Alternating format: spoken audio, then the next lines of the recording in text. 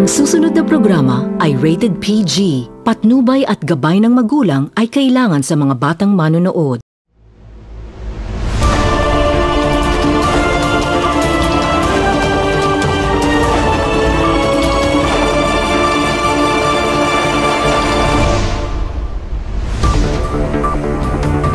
Oroqueta City, Misamis Occidental, maayong adlaw. Ilabi ng katong padayon nga nagsunod ug naglantaw sa Oroqueta Community Channel. Ako si Joanne sa Rigumba Antasuda, alang sa Community Update.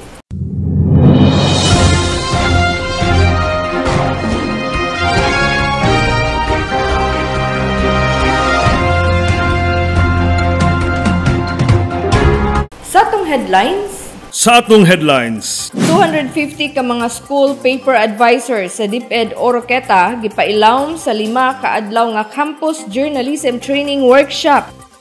DTI Misamis Occidental nagpahigayon sa Agri-Base Opportunity and Technologies Forum alang sa mga cacao growers sa probinsya. DTI giila ni Mayor Acosta isip partner para sa pagpauswag sa dakbayan sugod sa iyang pagpanerbisyo sa katawhan.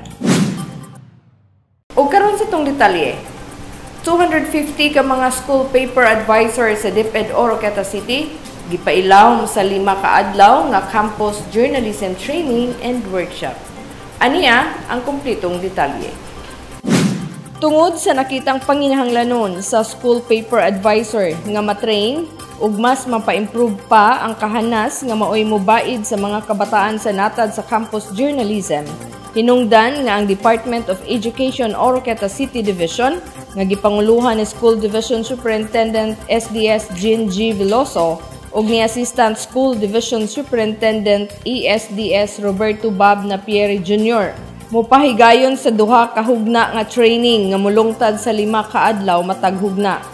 Unang hugna mao ang 5 ka adlaw nga Division Campus Journalism Training Workshop for School Paper Advisor nga gisugdan niadtong Lunes, Agosto 7 hangtod sa Agosto 11, 2023 nga gipahigayon didto sa Asinso Misamis Occidental Sports and Cultural Center, Capital Site, Oroqueta City. Sa pagpakiginabi ni SDS Jean Veloso sa Oroqueta Community Channel News Team, atol sa maong kalihukan, adunay 250 ka mga magtutudlo o ang gitawag nga School Paper Advisor nga gipailawom sa naasoing training. Din aron madungagan ang kahibalo sa natad sa campus journalism. Sa unang adlaw, dinhi pagatun-an unsaon paghimog script ug ang pagbansay sa radio and TV broadcasting. Ang ikaduhang adlaw mao ang photojournalism ug ang layouting ug ang tulo ka adlaw nga nahibilin mao ang news writing, feature writing, editorial writing, copy reading ug proofreading o headline writing. Ang tumong niini mao ang mga bata mo exil dili lamang sa campus journalism kun dili lakip na usab sa ilang kinabuhi. Considering that what they will be learning are very important skills in campus journalism like the critical thinking, creative thinking, communication skills, problem-solving skills nga align kay siya sa atoang Asenso Oroqueta ug Asenso Misamis Occidental. Alayon usab kini sa advokasya ni Misamis Occidental Governor Henry Waminal nga mao ang 5Ms nga mao ang misamisnon, magpuyong malinawon, malambuon ug malipayon. Hinungdan nga mihatag sa dakong suporta ang provincial government ug ang city government sa maong activity. Siya ang nag-fund ani nga activity karon kaning 5 days, gikan sa food, sa venue, sa speakers nato nga daghang invited speakers from other places ug sa other expenses nga ma-incur ani nga activity. This is generously funded by our provincial governor. Ug ang ikaduhang hugna nga training mao ang application. Maghimo na ang trained school paper advisor ug school paper. Laing 5 na usab ka adlaw nga training ug gipunduhan na usab kini sa city government sa pagpangulo ni Mayor Lemuel Merrick M. Acosta. Dugang pa ni SDS Veloso nga gitambungan kini sa 10 districts ug ang mga private schools sa Oroqueta City tungod kay nag-atiman usab sila sa Oroqueta Treasures. Ana-ana ang campus journalism sa miaging mga tuig. Apan gusto lamang ni SDS Veloso nga maotro ang mga pamaagi aron mas mapa-improve pa ang performance niini. Ubos sa bag-ong journalism coordinator nga si Jay Roferos. But we appreciate the people working hard for it. Only lang nga, wala kayo maka-yield in og producing champions ang ato ang mga schools for the past years.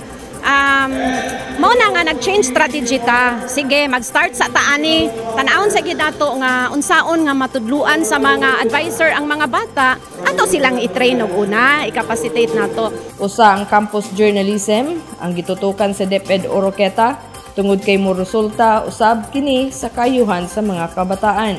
Kay kun ang usa ka magtutudlo mahimong confident ug adunay igong kahibalo nga iyang mapaambit sa mga kabataan, mudagayday usab kini ang iyang kahibalo ngadto sa iyang mga tinunan.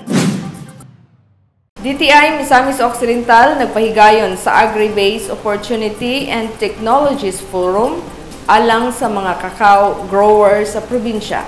Aniya ang kumpletong detalye.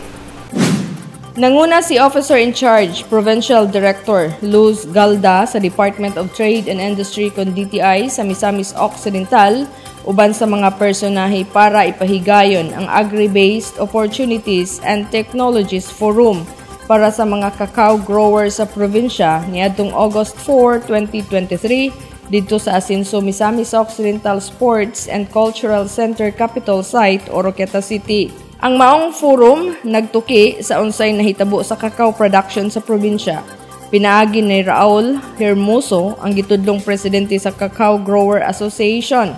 Gihatag usab ang government intervention, pinaagi ni Ria Mara Aguirre ug ang Development Support Program usab gituki ni Lourdes Ellen N. Cunisala sa Board of Investment. Ana usab ang presensya ni Oroqueta City Mayor Lemil Merrick M. Acosta, Department of Science and Technology kun DOST ug uban pang mga stakeholders. Sa mensahe ni PD Galda, iyang gipadayag nga kini nga programa kutay kini sa gitutukan ni Governor Henry Waminal nga mao ang pagpauswag sa kinabuhi sa mga mag-uuma sa probinsya.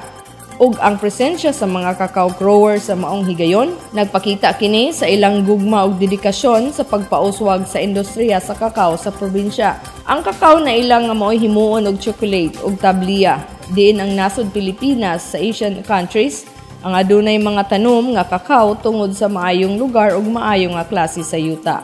Cacao is popularly linked with chocolates. In the Philippines, cacao beans are often processed into a tablia, a traditional chocolate confection used in making desserts. Among the Asian countries, the Philippines has a competitive advantage for cacao production due to its strategic location, good climatic conditions, and favorable soil. Bisan pa nga ang atong nasod makahimo og produce sa kakao, apan dili gihapon makatubag sa panginahanglanon sa nagtubo nga industriya sa kakao, gumikan sa mga babag nga nakaapekto sa industriya, nga miresulta sa pag-import sa mga cacao beans ngadto sa laing nasod. Ang probinsya sa Misamis Occidental adunay maayo nga klase sa yuta para sa pag-uma, ug ang industriya sa kakao adunay dakong papel niini nga bahin. Adunay mga micro, small, medium enterprises ug membro sa Farmers Association nga nagsugod na og himo ug nagbaligya sa tabliya, milk ug dark chocolate gamit ang mga kahimanan nga gipahulam sa DTI kanila. Ug mao kini ang importante nga magtinabangay aron mapauswag ang cacao industry sa probinsya. The potential for growth and development within this industry is immense, and it is crucial for us to collaborate, learn, and strategize together to maximize its potential. This forum serves as a platform to share valuable insights, experiences, and best practices in cacao cultivation, processing, and marketing. It is an opportunity for us to exchange knowledge, ideas, and innovative approaches that can further enhance the quality and reputation of our cacao products. DTI, giila ni Mayor Acosta is a partner para sa pagpauswag sa dakbayan sugod sa iyang pagpanerbisyo sa katawhan. Ania ang kumpletong detalye. DTI has been my partner for the last 20 or so years in my public service. No? Kaya ang DTI is one of the underrated na national agencies in the country today. But if we partner with them, they can do so much in order to help and develop our communities. Wala nakababag ni Oroquieta City Mayor Lemuel Merrick M. Acosta ang iyang kahimtang tungod sa iyang tendonitis. Apan wala niya pakyasa ang imbitasyon sa Department of Trade and Industry kon DTI sa gipahigayong Agri-Based Opportunities and Technologies Forum. Tungod kay gusto sa mayor nga mabuhat ang iyang kaakuhan sa dakbayan, ilabi na akon maghisgot kalabot sa pagpauswag sa kinabuhi sa katawhan. Og nahimo ng partner ni Mayor Acosta ang DTI para sa paghatag og katumanan sa mga pangandoy sa katawhan sulod na sa 20 ka tuig sa iyang pagpanerbisyo. Kini iyang gibutyag atol sa Abot Forum ubos sa tema nga promoting agribusiness for cacao industry for the future generation.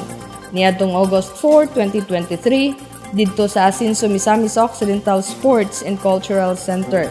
Sa mensahe ni Mayor Acosta, matud pa nga ang kalambuan sa komunidad dili masukod lamang sa mga infrastructure projects, paghatag og mga financial assistance ug uban pa.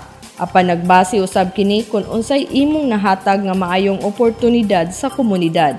Usa na ang investment tungod kay nagkinahanglan ang katawhan og maayong panginabuhi para sa pagsustener sa adlaw-adlaw nilang panginahanglanon. Gustong nahatagan ni Mayor Acosta og emphasis nga ang kinatibuk ang aspeto, ang gitutukan ug ang tanang sikta sa katilingban importante sa dakbayan ug sa probinsya. Certainly that we have a government that is very supportive in terms of agri-production, very supportive in the development of our agricultural sector. Galing ang iyahang mandato sa matag mayor, matag kapo, matag MAU, o sa iyahang provincial agriculture officer is to help the farmers full-heartedly. Kung mayroong full, ihatag yun ang tagal. Dili compliance kung 10,000 pogi points lamang para in aid of re-election. Ang manto sa ato ang gobernador is support our agri-sectors, especially the farmers, regardless of what subsector you belong in the agri-sector. Kini aron makabot ang food security, surplus in production, aron makahimo ang probinsya o dakbayan og usa ka produkto nga mabaligya sa uban nga mga probinsya ug rehiyon sa nasod.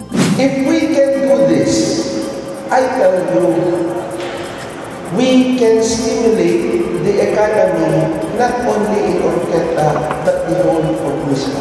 Apan giklaro ni Mayor Acosta nga dili kini mahimo kon ang mayor ug ang gobernador lamang ang mobuhat niini. Nagkinahanglan kini og tabang sa katawhan. Apan nakita sa mayor nga sukad pa sa una, nagkulang og salig ang katawhan sa ilang kaugalingong katakos. Magsige lamang og kumpara ngadto sa mga malambuon nga lugar, di nahimong nagmalampuson sila gumikan sa ilang katakos sa pagkabot sa usa ka butang ug madasigon nga kultura nga mao'y gikinahanglan karon sa Misamis Occidental. Gikinahanglan kita mga Misamis should have a strategic mindset. Gikinahanglan na kita mga Misamis susama sa atong gobernador andam ug tagana mudam ug dako. Dili nato limitahan ang ato ang pagdamgo. Dili nato limitahan nga inghan ta. We have to go out sa ato ang comfort zone. If you want to succeed, then let us work to succeed. Giklaro sa mayor nga ang gobyerno usa lamang kakatalista ug igo lamang magbutang sa direksyon apan ang komunidad ang kinahanglang mulihok aron makabot ang maong tumong nga padulngan. Sama sa tumong karon nga activity nga mao ang pag-produce og produkto ug unsaon ang pagbaligya niini aron makamugna og pundo para mulambo ang mga negosyo. Gidayeg ni Mayor Acosta ang cacao grower sa Jimenez nga nakamugna na sila og produkto, samtang gihagit sa mayor ang dakbayan sa Oroqueta nga makahimo og produkto susama sa nahimo sa Jimenez aron mapalambo ang industriya sa kakao sa probinsya ug sa dakbayan sa Oroqueta. Mao kato naglangkob sa community update. Sa ngalan sa kinatibuk ang puwersa sa Oroqueta Community Channel. Ako si Joanne sa Rigumba Antasuda mo ingon kaninyo, put God first in everything you do. God bless Oroqueta. God bless Misamis Occidental.